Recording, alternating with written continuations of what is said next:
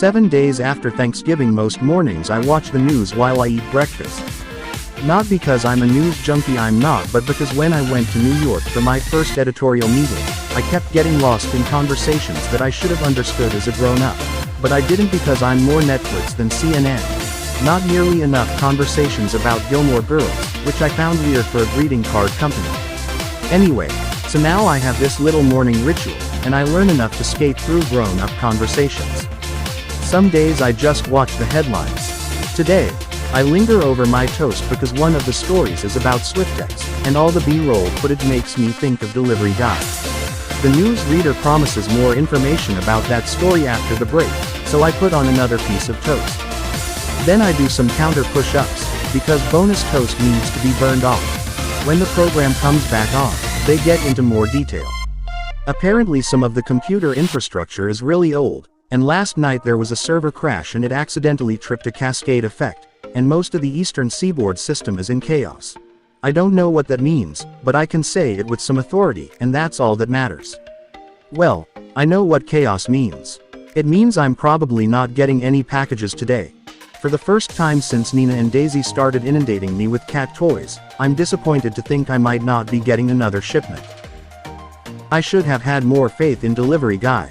His truck rumbles to a stop in front of my building in the middle of the afternoon. I meet him at the door after distracting the cats with treats, but from the set of his mouth to the way he quickly hands over the box, this one heavier than the last few, I'm not surprised when he says he can't stay. But my heart does a little twirl at the idea that he thought I might expect him to linger, if only for a few minutes. It's been a crazy day, he adds. No kidding. I try to make a joke. I heard on the news. Plus, on top of the regular holiday packages, some people get way too many. Cat toys. No, I can't admit that out loud. Regular things. Wow, Jana. Way to really nail that punch line. One side of his mouth pulls up in a half smile anyway. Hey, we're just grateful that you're still an appreciative customer. Did you get yelled at a lot today? In a manner of speaking. Did my fair share of yelling, too. My eyebrows shoot up and he laughs. Not at customers. Is it madness behind the scenes right now? Another half smile. They light up his face, his eyes softening as he admits the truth, like he's sharing a secret with me. More than I can explain. But it's a good kind of madness. We'll get it sorted out. Too bad this job is just temporary, I say. He hesitates before nodding. Yeah.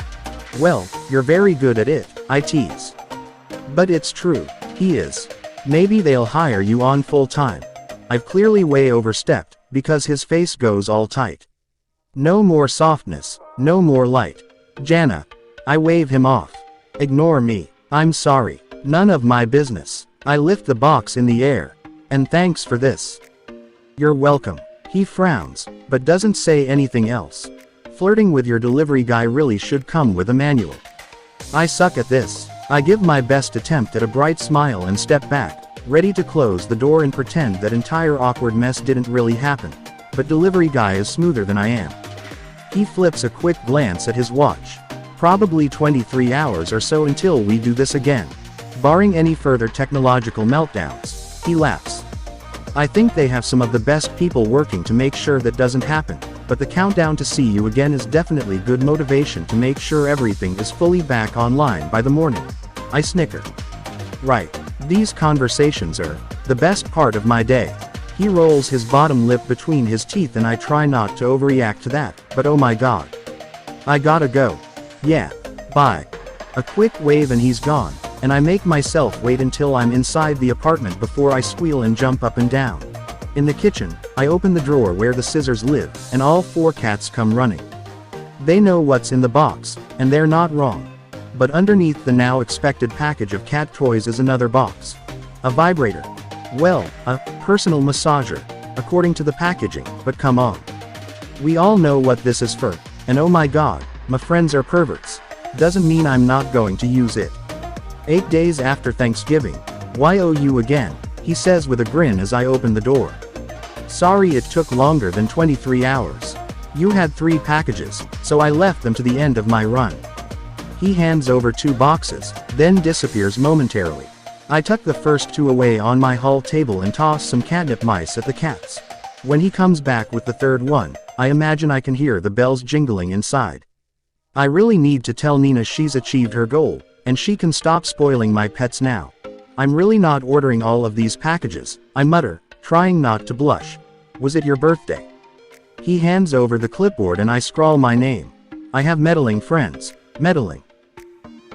I can't tell him I confessed my crush to my friends, maybe ex-friends now, and that's why I've had a steady stream of deliveries over the last week. It's a long story. At least you get presents out of it. He gives me another grin that makes everything inside tighten up. I tell myself it doesn't mean anything, but pretty much everything he does now means something, at least to me, which is as good a reminder as any that I need to keep it real. Light. I shake the box and sure enough, it rattles.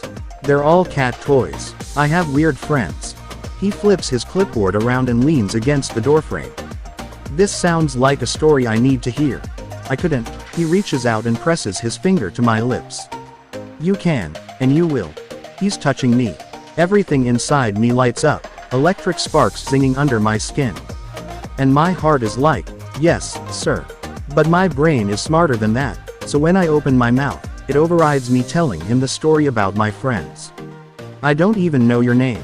He grins and traces his finger over my bottom lip and down my cheek, until he catches a strand of my hair and tucks it behind my ear. It's Jake. Jake, I repeat. Not Dane. He shakes his head. Not Dane.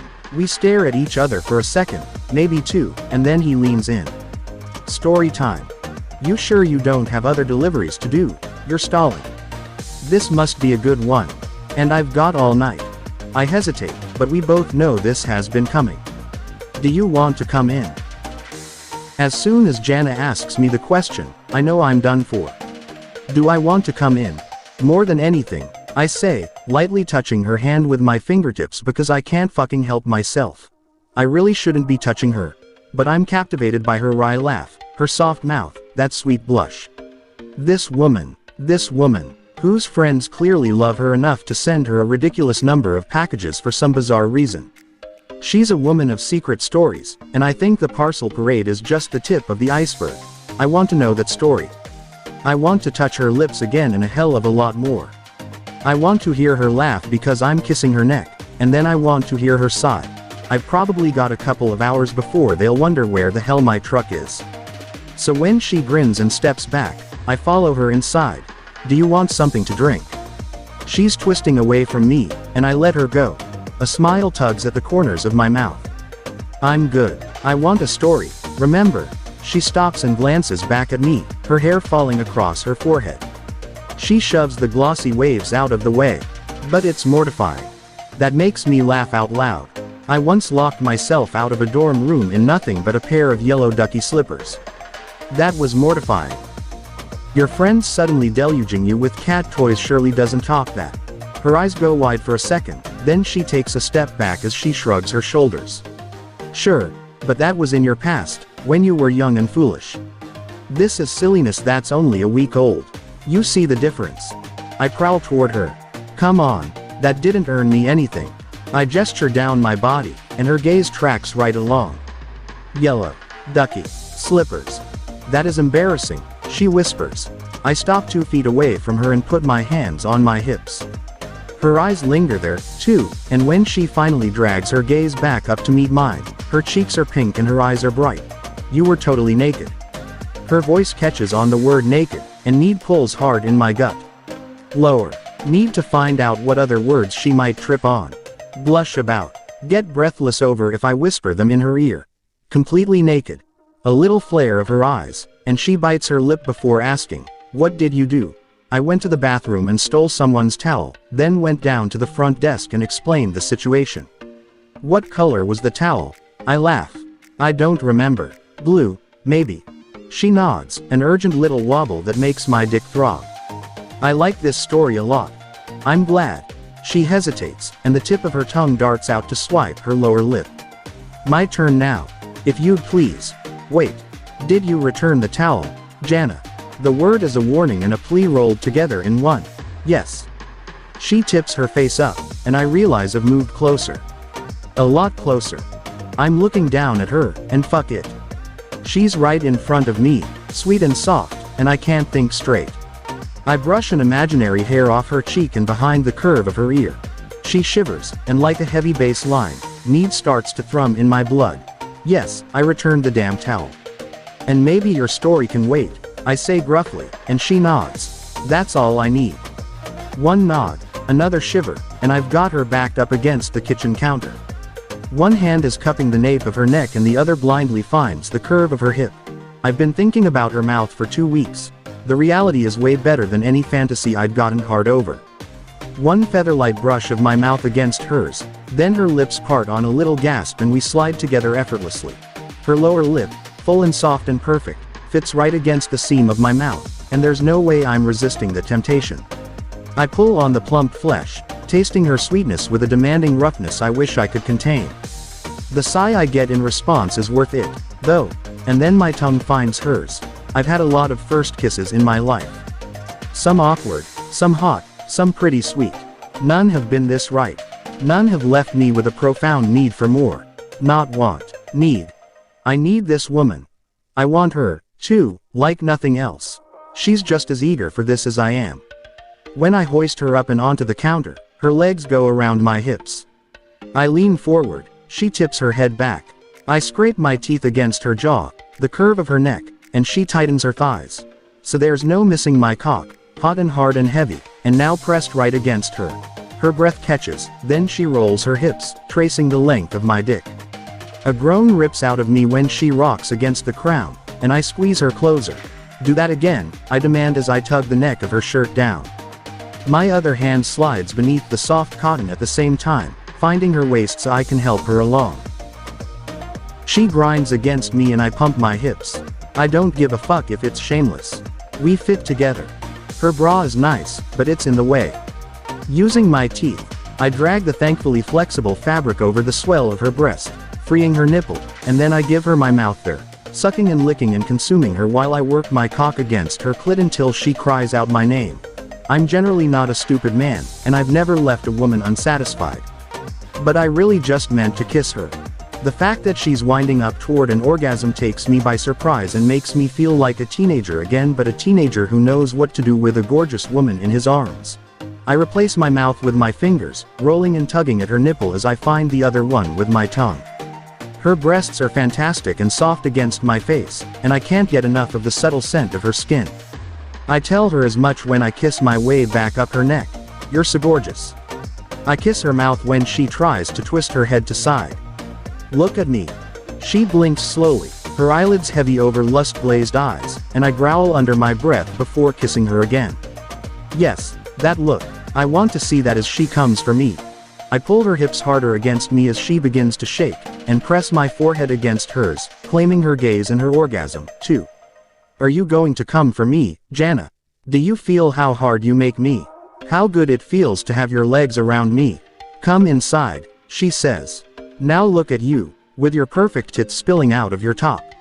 So fucking sexy. Come on. Come for me. Rock against my cock. That's all yours. You did that, now take it. With a strangled cry, she seizes in my arms, and I fall into her, holding her against me as I kiss her. Hard at first, deep and intensely, then softer as she tumbles down from that high. Together we fix her shirt, then she starts laughing, and I join her. I don't let her go. You still owe me a story, I finally say. I thought we were skipping the to make out. She blushes, or whatever that was. I groan. That was you coming for me like an angel. Next time I want you naked. She traces a finger up my chest and I nip at it when it nears my mouth. Undeterred, she taps it against my lips. Isn't it your turn next? Doesn't need to be either or. But first, tell me the rest of your story. She rolls her eyes. You don't need me to explain, do you? Not really. There are only so many cat toys one can have delivered before the delivery obviously becomes the point. Maybe I want you to. She gives me a long look. A searching look, like she's wondering how much to reveal, and I'm a bit of an asshole because this isn't really a two-way street when it comes to vulnerability. I've got secrets that would blow her adorable socks off. But on this point, she can trust me. And she finally nods, giving in. Okay, so I might have told my friends that I thought you were kind of hot, and they took it upon themselves to make sure that you appeared here, often. Her lips plump up and pull to the side, like she's thinking about what she just said. I'll make that worse for her, sure. Any excuse to make her squirm. I mock frown. Kind of hot. Her eyes sparkle. Well, I didn't know you own duck slippers. That would have tipped you over the top, for sure. They were never mine. I growl, and her right eyebrow curves in a high, curious arch. Oh. She giggles like she gets it. They were a girl's, and they weren't. It doesn't matter, because it was a lifetime ago, but I want her to know that. But before I can tell her they were part of my roommate's costume for a res party, she's rubbing against me. Too bad you don't still have them. I'm not recreating the event for you. Except if she wanted me to, I would. I'd wear nothing but ducky slippers and a raging hard on, and I'd find her in the bathroom and steal her towel. What if? She glances to the side, and I follow her gaze. Her bedroom. What if they were cat slippers? I'm having a random afternoon hookup with my delivery driver, and instead of climbing him like a tree or rubbing against him like a cat and he'd okay, I might have done, but then I stopped and I suggested he put on my cat slippers. Even crazier is the look on his face, like he might just be into this. Slipper sex. Or, slipper foreplay. Do slippers count as lingerie? Guy lingerie. Maybe for a girl with 3 cats and a foster kitten. Because oh yeah, I want to see him in them. Nothing else, just slippers. And that erection I shamelessly rubbed one out against on my kitchen counter. I want that erection freed for both our pleasures. But I want him wearing the slippers, too. Lead the way, he says, a lazy, dirty smile curling up his face, and that makes me so happy I squeal a tiny bit as I take his hand and tug him toward my bedroom. We don't get all the way there, because halfway down the hall he wraps his arms around my waist and presses his face into my neck. He shaved this morning, but there's enough stubble on his jaw now to make me feel each kiss. I love that. I want to look at my skin in the mirror tomorrow and see where he imprinted on me. Slippers can wait a minute, he says roughly as he spins me around and presses me against the wall. What? I don't get the rest of my question out before his mouth crashes into mine, hot and demanding. His hands find mine, inviting me to touch him. I trace the length of his erection through his uniform as he palms my butt. First through my clothes, then a rough slide of his palm into my pants. He's groping me, flat out. Can't keep his hands off my butt, needs to touch me like whoa. Groping. Me. This definitely has to be a dream. Your ass was just too inviting, he whispers. I'm not complaining, I whisper back. Grope all you want. The way he mauls my boob next makes me blush, and then that possessive squeeze turns into something way slicker. Even when he's overcome with lust, he's got moves, this one. His thumb rolls my nipple in a way that tugs on my clit from the inside, and I thump my head back against the wall. At this rate, we're not getting to the slippers, and I'm entirely okay with that. Fuck me against the wall, delivery guy. Do it hard, do it fast, and do it like you're an uncontrollable beast. You want that. He growls and nips at my neck. Hard and fast, right here against the wall. I didn't say that out loud. Yes you did. Oh my god. I like it. You want me to be an uncontrollable beast? No. Yes, but maybe like a little bit controlled. No, that's a lie. Lose all your control. Jana, am I babbling? He kisses me softly. Oh yeah. This is the first time I've ever invited a delivery guy to wear my cat slippers. So you're nervous? He grins and kisses me again. I'm not nervous when he kisses me. But that beast thing is totally a go, if you're into that. His flare dark. Yes, I'm into that. He presses harder against me, pushing his cock into my palm. But I like it even more if it's your fantasy. Whatever makes you hot, makes me hard. Feel that. Instead of answering him, I squeeze his erection. I've never before thought, hey, this dick feels really good in my hand, but his does. Like, really good, thick and heavy, promising. And as I touch him, the air between us shifts again. From playful back to intense, like it was in the kitchen, where a kiss got out of control in the best way possible. He's got a tool belt of sorts on, so I can't just start undressing him, but there's enough play to the fabric of his pants that I can jerk him off a bit. He leans in and catches my lower lip between his teeth, making something hungry inside me lurch. Yes, now, right here. He gets my pants off, Then his hand is in my panties and that feels like an excellent plan because his fingers are touching me and that's incredible. But it's so squirmalicious that my legs start shaking. And that's the flaw in the awesome standing in the whole sex plan. The standing up part is hard when someone is playing my clit like a fine violin. "You're so soft," he whispers. "Perfect." And whispering dirty, sweet, melt me words in my ear. I whimper, and somehow does he have a third hand. He picks me up and carries me the rest of the way to my bed. "I've got you, wild thing. Trust the beast." His fingers are wet as they trail over my thigh and find me again, slick and ready for him, and he kisses me. Rough and reckless, this kiss feels like. Rough and perfect. How can something be so random, so almost impossible, so totally reckless, and still perfect? Still totally, completely, stretch out naked for a stranger right. I tug his shirt out of his pants, and he pauses stroking me long enough to pull his belt off and shove it toward the foot of my bed, the heavy holsters on it clunking together. A cell phone tumbles out of one of them, but he doesn't seem to care. As I work on his fly, he starts touching me again, and I don't care about anything else, either. He uses 2 fingers this time, and 2 Jake fingers are significant. They're long and thick, and the stretch is enough to make me gasp. Plus he knows just what to do with them. Where to stroke and where to push. When to crook and curve and reach until I'm shamelessly riding his hand to my second orgasm. And that's when his phone rings. Of course it is. When my thighs are sticky and I'm half naked and I still haven't seen his cock up close and personal. He swears under his breath. "Do you have to?" I trail off, because of course he has to. Otherwise he'd have turned it off or just ignored it. "It's okay." It doesn't really feel okay, but that's the right thing to say here. He shakes his head. "It's fine." But then another phone starts ringing. Who has 2 cell phones? He hesitates, his knuckles turning white as he grips the blanket next to my head, and I push him lightly toward the end of the bed. No way am I messing up this guy's job just so I can get laid. "Answer it," I say gently. "You can use the living room if you want." A look passes over his face, the skin around his eyes getting tight for a second, and I can't read it. Is he embarrassed about his job? Or is he in trouble, and he doesn't want to get dressed down by his boss in front of me? Or, he grimaces and finishes my thought. "Yeah, I gotta go. I'm sorry. You have no idea how sorry I am." I laugh weakly. "Well, I got mine. Twice. So, I'm sorry for you."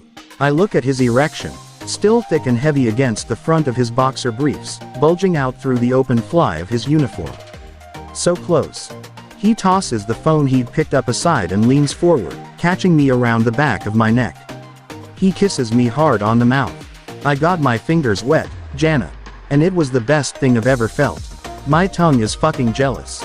No way I'm not finishing this with you. I'll be back. I call my chief operating officer back as soon as I'm outside. This better be mission fucking critical, I grind out, leaping into my truck. It's cold and dark outside now, and as soon as the voice-activated speaker takes over the call, I pull on my gloves. Did I interrupt something important? Neil asks in his endlessly cool drawl. Nothing ruffles his feathers, which is why he's in charge of operations, but it's also why I rarely hear from him outside of scheduled meetings. Everything is important. I take a deep breath. That's disingenuous. Jana's special on a different level than my standard mantra. Everything is important. Every task, every person, every part of the process from the bottom on up to the top. It's what sets Aston Corp apart. I've said that so many times it comes out by rote now. And it's true. Even if I was simply delivering packages, I would be doing a job worth doing with all my attention. Not that I was doing that. I was doing something else. Someone else. And when Neil takes a deep breath, a sinking feeling tells me I'm not coming back anytime tonight. We've got a problem. A need you back in New York now kind of problem. 12 hours later, I stride out of the early morning frost and into the lobby of the Aston Corp building wearing a black Hugo Boss suit. Fitted. Always. My real uniform. It's still dark out, but my assistant meets me at the elevator with a cup of coffee and the latest brief the lawyers have put together for me. I grabbed 2 hours of sleep in the middle of the night, while my options were being investigated for legal minefields, but even though she's changed, I'm not sure she got any rest. Have you been here the entire time? She shrugged. Vince brought me a change of clothes and a bagel an hour ago.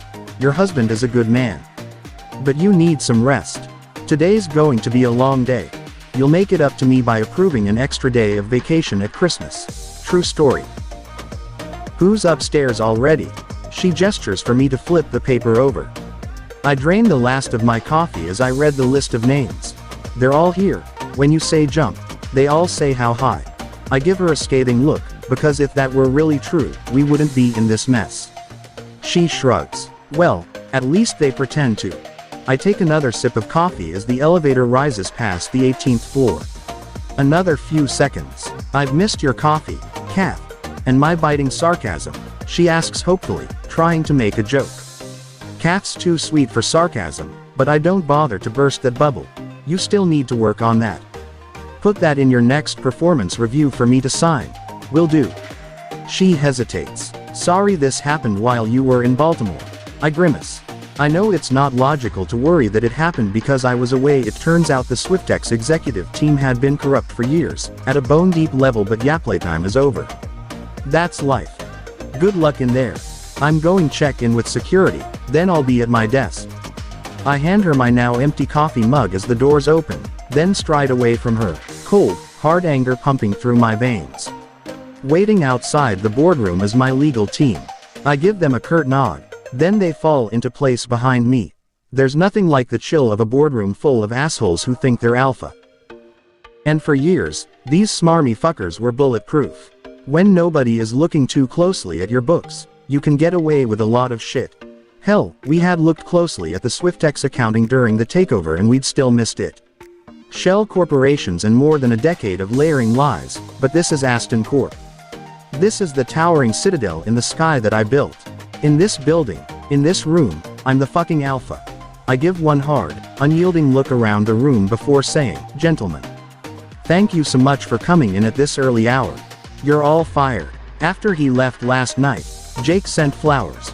Really nice flowers. 2 hydrangeas in early December aren't cheap, and I don't think orchids are ever cheap. I really wanted something else from him, but he had to go. Something urgent's come up, the card on the flowers said. Below it was a phone number with a New York area code. I sent him a thank you text with a picture of the flowers, and he sent one back promising to let me know when he was back in town. I'd gone to sleep filled with a weird, bittersweet happiness. My spontaneous hookup had gone from uncomplicated and hot to super complicated and sweet. But this morning, I don't know, but something feels different. My phone chirps at me from the bedside table and I grab for it. I ignore the irrational stab of disappointment when it's Nina and not Jake. Nina, when are you coming to the city again? I need to go to Belgium the week before Christmas. Jana, not until the first week of January now. My meeting keeps moving. Nina, oh, phew. I was worried I'd be away. Jana, it's all good. Hey, you can stop sending me cat toys now, by the way. Hot delivery guy went out of town. Nina, what cat toys? Jana, shut up. The next text message is just a cartoon of a cat on its back, laughing. I roll my eyes and climb out of bed. The phone rings as I'm brewing my first cup of coffee. She's still laughing. I'm surprised it took you that long to call me out on it. I look at the flowers, tucked carefully in the corner of the counter so the cats won't knock them over. I was busy. In a knockin' boots kind of way, in a none of your business way.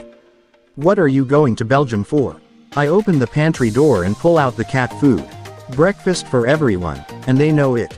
I feed them while Nina tells me about her work trip, then I put on toast and turn the TV on, keeping the volume down.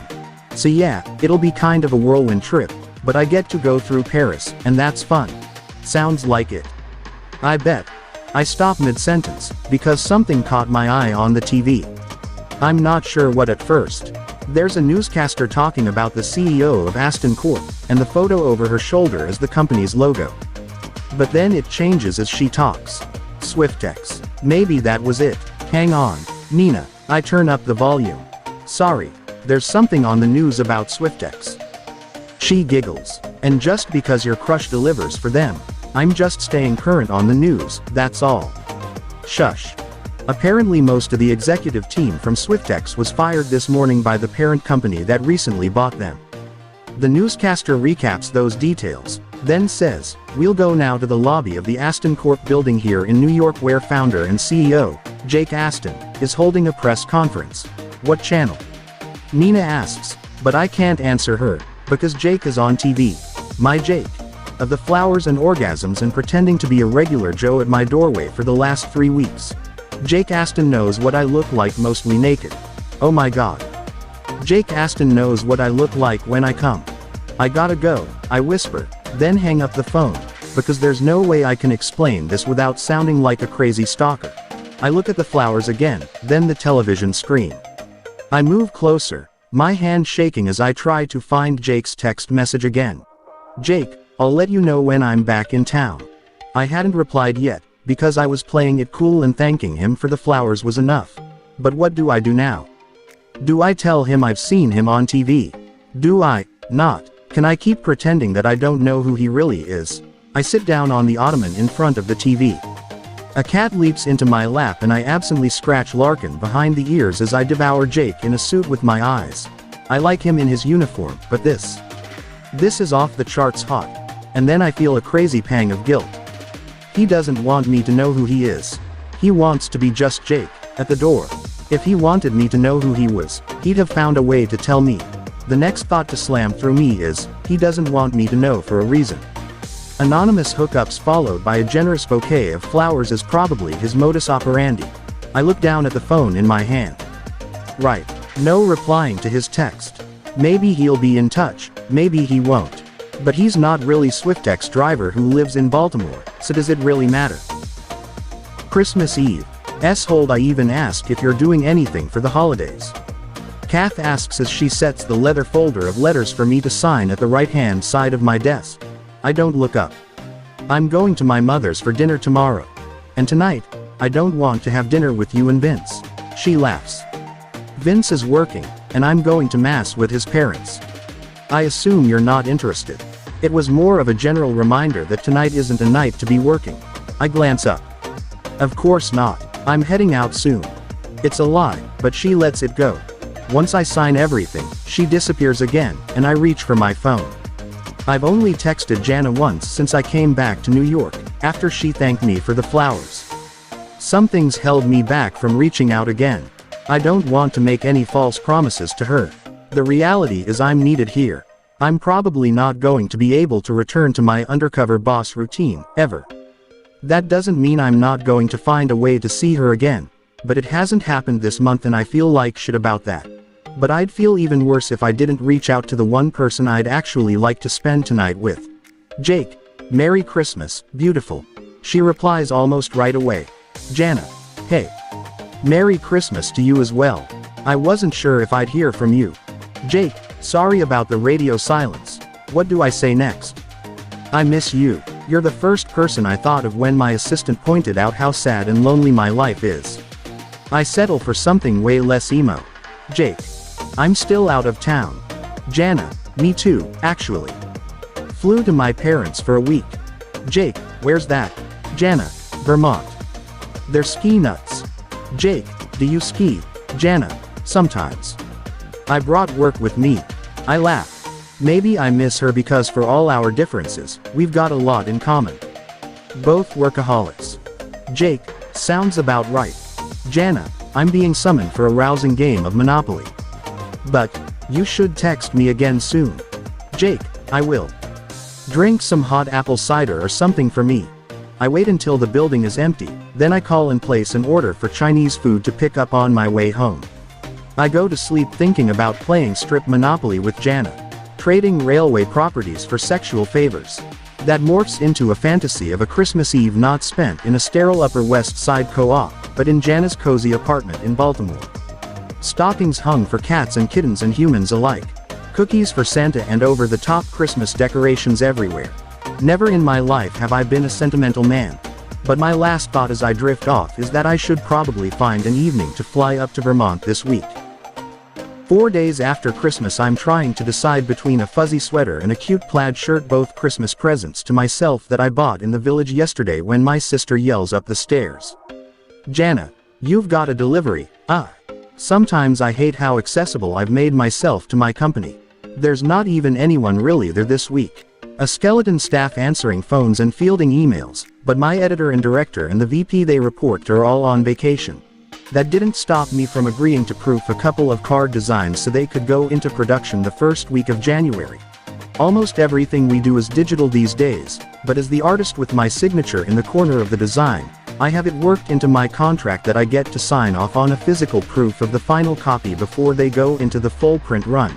It's important, and a quality assurance step I wouldn't want to give up. But it means that I need to have a quick turnaround on my approvals, and be accessible wherever I am in the world. When I went to Italy for my birthday last year, clearing those 2 weeks from my schedule was surprisingly difficult. I need to get better at the whole work-life balance thing or I'm never going to have a social life. And no, almost banging a billionaire doesn't count, because after the almost banging, he disappeared from my life, which just proves that I'm attracted to workaholics just like myself. It's so freaking unhealthy. What I should do is check these cards out, approve them online, and then get out there on the ski hill. Meet a ski bum and find a way to drop the hint that I'm an easy lay. I'm not, really. Or at least I haven't been historically. Jake is the 4th guy I've ever been with. But I was totally easy for him. Maybe it's the start of a new and exciting trend. I grab the sweater, then throw it back on the bed. The plaid shirt over a tank top would show off some cleavage. Probably covering my entire torso in an inch of fluff is the wrong message to send if I want to get over Jake with the help of a snowboarder. I pick up the sweater again. No, I don't want to do that. Not yet. Jana, my sister, sounds exasperated now. Great. I take a deep breath as I round the top of the staircase. I can just sign for her, she says, and I shake my head. I already know what the driver's going to say. Sorry, ma'am, but this requires the recipient's signature only.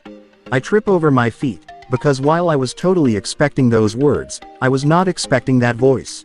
Jake. In Vermont. Then I smile. Really, really big.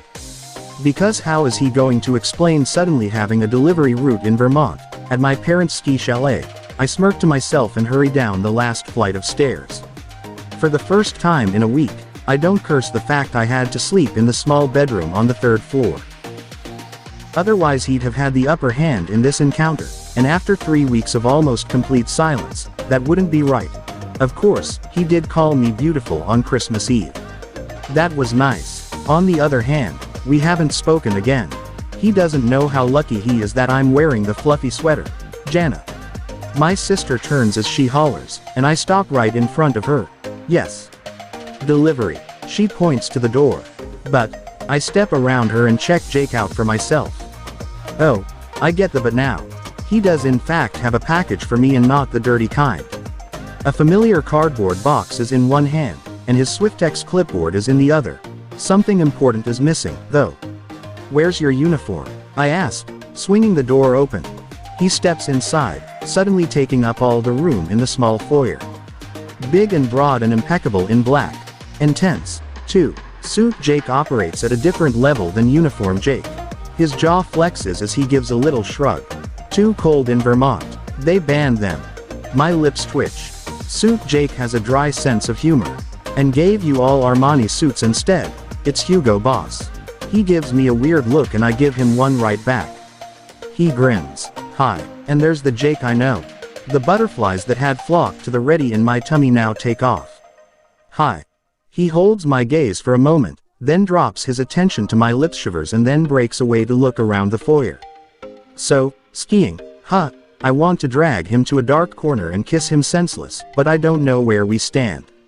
So I take the more sensible approach and stick with the cover story he's provided. I point to the package. Actually, I have work to do. So if you want me to sign for that. He hands over the clipboard and I gesture for my sister to close the door behind him. I ignore the what the fuck look she's trying to shoot me. I don't know what exactly is going on here, either, but the parts one do know are mine and mine alone. He leans in as I scrawl my name. His voice is low and tugs at something hot and hungry inside me. Any chance you're free for lunch? Yes, are you crazy? Of course I am. But I don't say that. I smile to myself and keep my face down. He doesn't need to see how pleased I am. You don't have other deliveries to make. Not exactly. Oh. It's mock innocence. I can put the pieces together. I know he pulled some rank to bring me this package. I know who he is, and he's obviously not pretending anymore, but he hasn't said that, and it's weird. I know you're worth the GDP of a few small nations, and that's kind of freaky. Yeah, I can't bring it up. I'll bungle it. Jana. His voice is suddenly low, rough, and loaded with meaning. I slowly lift my head. Is there somewhere we can talk? I do a quick mental count of the rooms in the condo. My room is technically private, but it's up on the 3rd floor, and that feels very high school for the conversation I think we're going to have. There's no way I want to traipse a billionaire up 3 flights of stairs to sit on a twin bed and have a conversation I'm sure my brother and sister will try to eavesdrop on through the ventilation system. I shake my head. Not really. He nods. Okay, we could go to Starbucks. I saw one back there in the Santos Village-esque center of town. He's dressed like something straight out of Wall Street and I glance down. Okay, I'm presentable. I'm wearing black leggings and these extra long wool socks that look like men's work socks, with the red stripe around the top, but they're the perfect length to peek out the top of tall boots. It was the perfect outfit when I was planning to hit that very same Starbucks to do some work. Now it's leggings next to Hugo Boss. We're so mismatched it's not funny. But I don't want to do this here, so Starbucks it is. I grab my parka, pull on my boots, and follow him outside. Instead of a Swiftex truck, there's a stretch limo at the foot of the path. I skid to a halt. He stops with me, even though it's 30 degrees out and he's not wearing a coat. What is it? I miss the uniform, I blurt out. And the truck. I can handle that, Jake. He was more your type. Not exactly. More my league, but I don't want to say that out loud. I don't want to point out how not in his league I am. Funny story. He steps closer and tugs at the open edges of my coat. I'm not really a Swiftex driver. Yeah, I got that. Was it the suit? Well, I don't know if it was the same suit. Probably not. You probably wear them once and then donate them to homeless vets. But yeah, it was a suit. On you. On the news. He has the good graces to look chagrined. How long have you known? The morning after. God, why am I blushing? Doesn't matter. You know. I had to go back to New York. I saw. I'm sorry for not being honest. Whatever. I bet telling chicks you're rich is kind of weird. They usually just know. Oh, great. He laughs, and I don't want him to laugh. I don't want him to be comfortable with this reality because I am so not. Jana, I've missed you. Okay. That's all you've got. Well, I'm funny. And you know, my sock collection is amazing. So yeah, of course it makes sense that you missed me.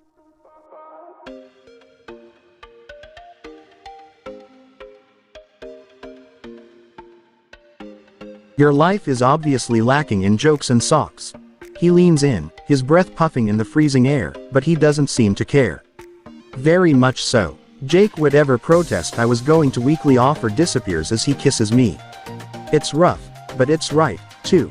The confusing push and pull between excitement over seeing him and nerves over not being enough fades as he hauls me close. One arm wraps around my hips, the other around my shoulders, and his grip is possessive. I like that, a lot. But the best part is the slightly out of control way he pulls at my lower lip with his teeth before teasing into my mouth with his tongue, hot and dirty and demanding. Like he just can't help himself. And the groan he makes as I lick back at him, because I'm hungry for this too. That's amazing. I press up on my toes. I want him to make that sound again. I want to make him make all the sounds. Groans. Grunts. Dirty words that slide into desperate moans. We don't need to go to Starbucks. We need to be alone. Stat. Jake. I whisper as I lick my way out of his mouth. He squeezes my butt as he drops his head to my neck. I know. Coffee. No. God. No. How discreet is your driver? Between us, his erection flexes. He exhales roughly. I've got a hotel room. That's even better. I had a whole seduction plan, but that's gone out the window. Good. Plans are overrated. My driver is waiting when we reach the car. I give him a terse instruction to take us to the hotel, then help Jana into the warm limo. Then I tug her into my lap and out of her parka. She looks like she walked off the cover of a Land's End catalog, if Land's End sold sex. I tell her that and she laughs.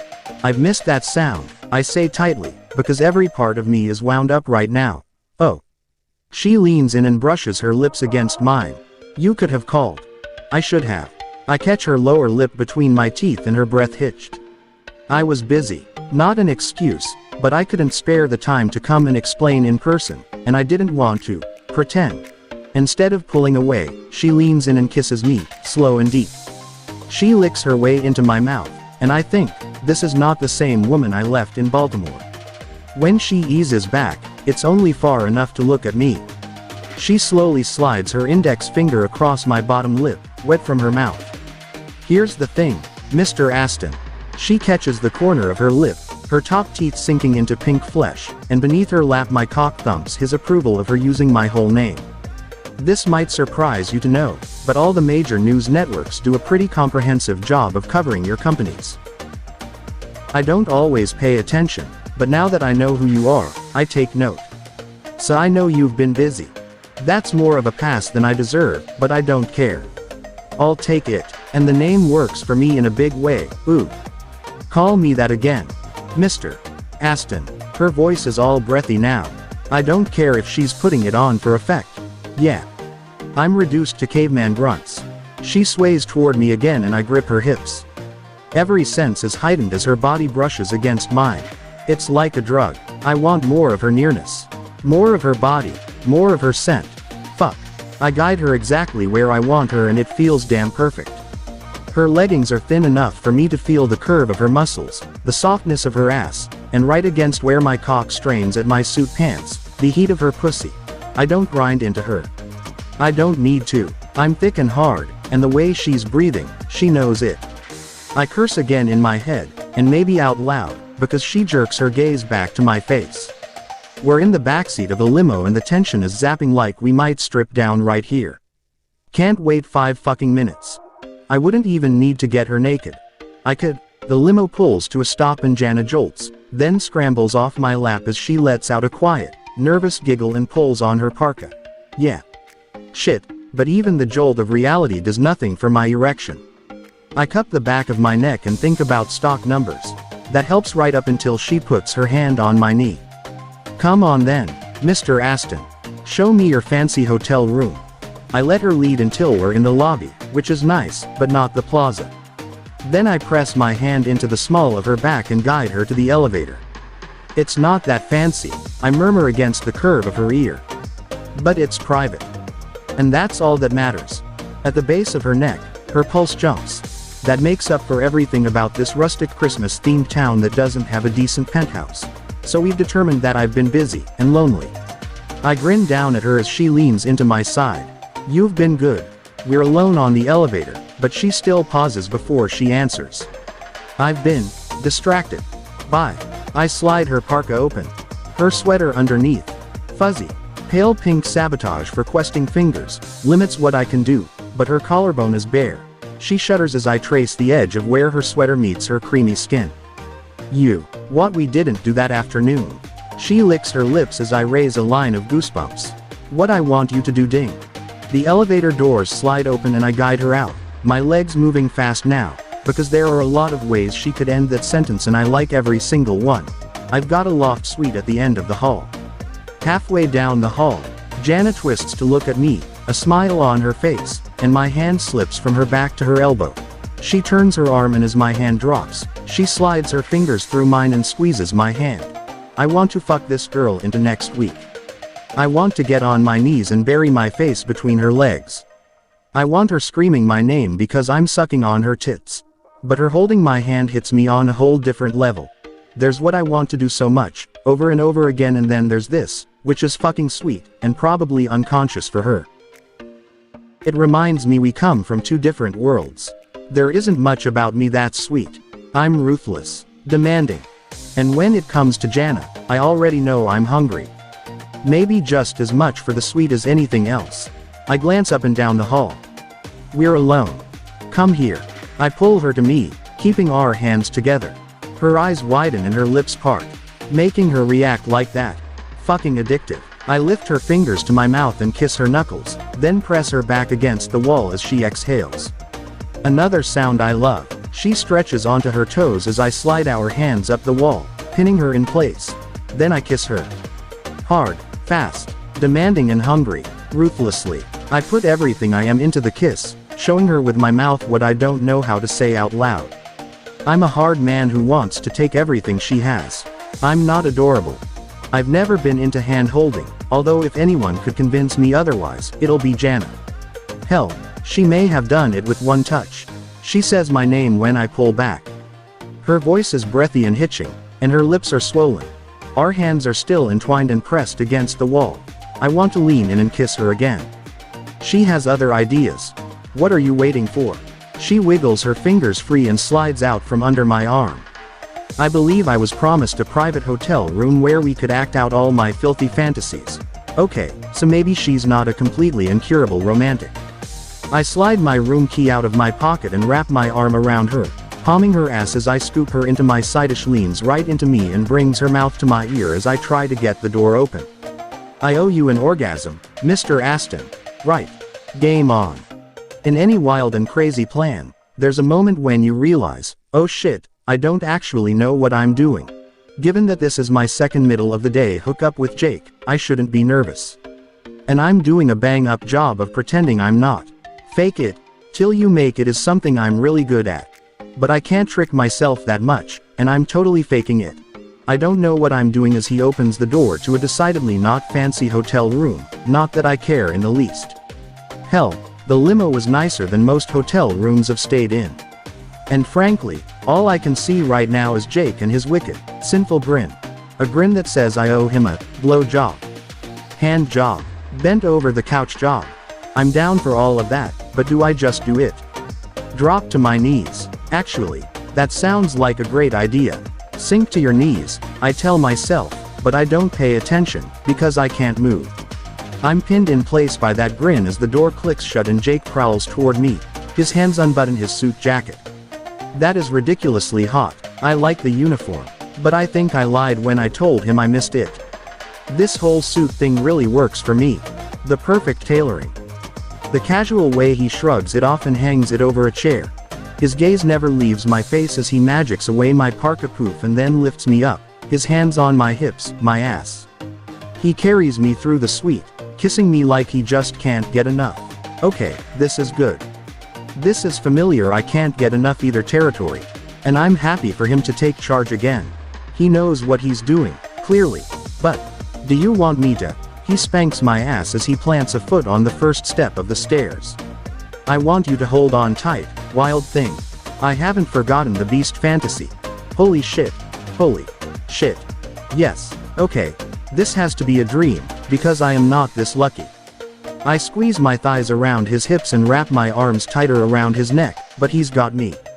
He takes the stairs quickly, and the next thing I know, he's laying me down on a bed. A really big bed. In a big, private room. It's totally quiet, and I can't hear any of the hotel noise. Which means probably nobody is going to hear our noise, either. Wow, I breathe, so we're alone. And orgasms are imminent. He grins down at me at the same time as he slides a hand under my sweater. That's the plan. I shiver as he ghosts his palm up the trembling flat of my stomach, over the curve of my ribs, and finds my aching breast. His gaze turns hooded and dark as he traces around my nipple, then tighter to the peak as I arch into his touching. I want to do that, too. Take off your shirt, I whisper. He makes a non-committal noise and leans in to kiss me. I let him, because I'm easy like that. But I really want to see him naked. Please. I ask when he moves to my neck. He groans and pushes up. I reward him by pulling off my sweater. He groans again, and yes, those are the sounds I want. More of that reckless, need you now intensity. I kick off my boots, sending them flying across the room, then pull my legs up. It's hard to make stripping off long woolen socks sexy, but I do my best as he starts on the buttons of his shirt. I knew he was hot. I've touched myself imagining what he looks like under his uniform. But my imagination had nothing on the reality of how broad his shoulders are, how muscled he is and how perfect his abs are. So fucking lickable. I do exactly that. I scramble onto all fours and kiss his abs as I help him with his belt. I want him all the way naked. The feeling is mutual, because he tugs my cami over my head, but that just tangles my arms up and suddenly we're both laughing. So desperate to have you naked against me, he growls, flipping me onto my back. He reaches into his pocket and pulls out a condom packet, which he flips onto the pillow. I have no filter, so I commented, "You were prepared. I had unfinished business with your sweet little pussy. Take off your pants." I wiggle out of them, taking my panties with them, because there's nothing fancy about those. They go with the suite, and therefore belong on its floor. Since I finish first, I can watch him peel himself out of his suit pants, then his black boxer briefs. He's gorgeous, every single inch. His legs are incredible, long and muscled, and his hips make me swallow an inhuman sound. All of that pales to what's between his legs, though well, not literally. Right now it's bobbing in the air. And it's huge. I reach for him and wrap my fingers around the nicest looking erection I've ever seen. Hands down, it's a work of art. Warm and hard, thick and perfect. But big. He's hung like a donkey. No, that's not a sexy thought. Fuck. Oh, crap, brain. Turn around. Go somewhere else. Jake wraps his hand around mine, probably since I haven't moved it. Hand job fail. He strokes himself slowly, using my hand, and I gasp. Oh, the heat of him feels so good under my palm. But he mistakes my gasp, because he stops and drops beside me.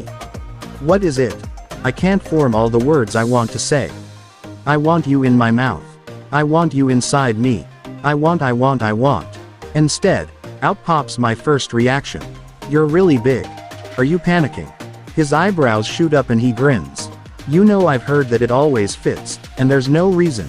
I press my fingers against his lips because, oh my god, no, I'm not worried about that. I can't wait for that. I'm only panicking about my overactive imagination and limited vocabulary, and the unfortunate collision of the two that made me think that you're hung like a donkey. His face freezes in this comical exaggeration of confusion. Eyebrows up and pulled together, his mouth twisting into a what the fuck expression that makes me think I've just ruined my first and last hookup with a billionaire. Well, second and last if I count our first time, but I didn't know he was a billionaire then, and I hadn't seen his cock. But his face slowly relaxes and he gives me a cocky, shit-eating grin. Is a donkey really that hung? My brain stutters on his question. What? I mean, really, you don't think I'm hung like a horse? He leans in and lets his very heavy, still very hard erection bump into my leg. Maybe a fucking stallion. What's this donkey bullshit about? I gape up at him and he starts to laugh. I laugh, too, and none of it does anything to change the totally ready state of his definitely impressive erection. Right. Stallion. So big it stunned me a little, I whisper, trying to regain some semblance of dignity here, but there's no room for dignity. Just laughter and heat. Oh, yeah, that bubbling heat that hadn't left and now is roaring right back. Because he's lowered himself onto me and it's all skin and skin, sending skittering whispers of sensation throughout my body. So big it made your mouth water? He asks, leading me on. Yes, I breathe. So big it made you wet? Yes. So big it made you crazy, Jake.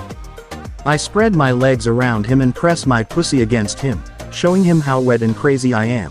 He grabs the condom and I roll it on him with shaking fingers as he slides his fingers between my legs. I'm totally ready, and with an unsteady stroke of my hand down his length, says he, "Put me inside you, Jana."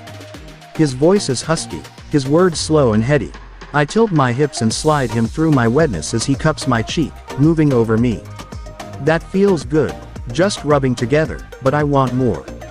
All it takes is a little rock, and his thick tip is notched at my entrance, already stretching me.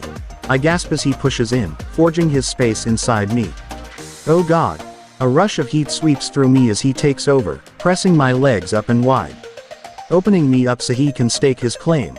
Ah, yeah. Wild thing. So fucking good. He groans as his balls slap against me, then thrusts again, deepening the delicious ache inside me. He inhales roughly as he moves his hips slowly, easing in and out until I'm rocking with him. Good. This time it's a question, and I nod. So good. Perfect, I breathe. Fucking right.